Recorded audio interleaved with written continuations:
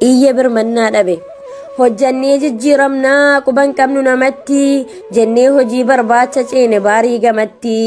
harka namaa kajeeluu hiyyummaatti hafuu jibbaa gammoojjii qaxxaamurree laafnee mogoleef jilbaa gariin karaatti taanee galaa qurxummiif naachaa gadadoo jiruu moo'uuf lubbuu waree galaachaa deemsaan koomee ciccinnee aduu saafaa waadamaa bibirrataas geenye qabamuudhaaf gaadamaa garuu akka garaa ta'aaree marqaan galaa ta'aaree kan yaadne faallaa ta'ee bitaacha nutti galee rakkoon baqanne asittis lakkuu nurratti dhalee alagaan alagumaa jabduudha biyyi ormaa jiraachuu nu dhorkite kokkee nu qabde mormaa mankaraarree hojjannee jijjiiramuu dharraanee rakkoof biyya irraa baanee gidiraatti rarraane mirga namummaallee nurratti sarbanii qabanii hidhaatti dirqii nu darbanii hidhaanuu hidhaadhaaree azaaba biyya lafaa gubaadhaan affeelamnee kunoo ciccinne nafaa kumaan bakka tokkotti nutti cufan balbala jiruun imimmaan taate ganamaa fi galgala dabaree wal geggeessuu taate keenya hireenii daarree beelaan dhumanne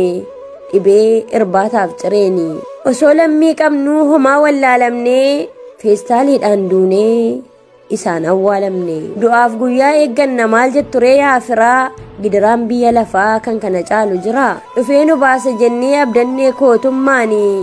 iyya keenya dhaga'uu maaf dide mootummaanii dhaabbileen siyaasaa kan bulchuuf morkatu akkamiin lammii ofii sagalee dhorkatu gaafa balloo nu fedha gaafa rakkoo nu gantaa meerri majliisaa fi dhaabbileen amantaa aktiivistiin keenya osoo arguu miixuu dhimma lammii isaa maaf waan tokkoon xiixu rakkinaaf manaa baane nutoo hin qabnu cubbuu firaaf aanti osoo qabnu waree gabaafnaa lubbuu lammileen biyya alaa maaf nu hin birmatu ka'ee sagaleen dhageessisuuf fuulduran baasii ba'ee gaafa dhimma siyaasaa dafee harki diriira gidiraa keenya argaa uummanni maaf callisaa nuuf hin ba'u hiriira duroo lammiif birmatee fuudhee biyyatti galaa maaliif ijaan nu laala diippiloomaasiin alaa orma dhageessuu laata sagalee addaan footanii rakkoof biyya irraa baanan alagaa nu gootanii du'a lammii keessanii gammaddu akka cidhaatti abdii isinirraa kunnee dhumnuu mana hidhaatti lafti namaan bareedaa lammii ofiitoo biyya gamaa gamanaan yaa'ee nun dhageessisuu iyya adaraa yaa uummataa nuti ilmaan keessanii hidhaa biyya ormaatti nun laalinaa teessanii akka isiniif birmanne gaafa hongee fi beelaa gurmuun nuuf birmadhaati nurraa dhaabsisaa eela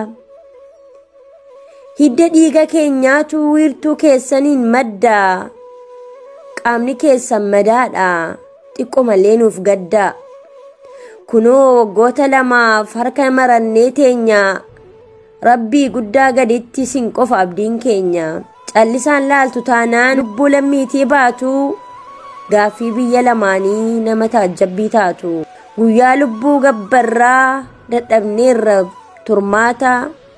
tokkummaan ka'aa iyyaa nuuf barbaadaa furmaata tokkummaan ka'aa iyyaa nuuf barbaadaa furmaata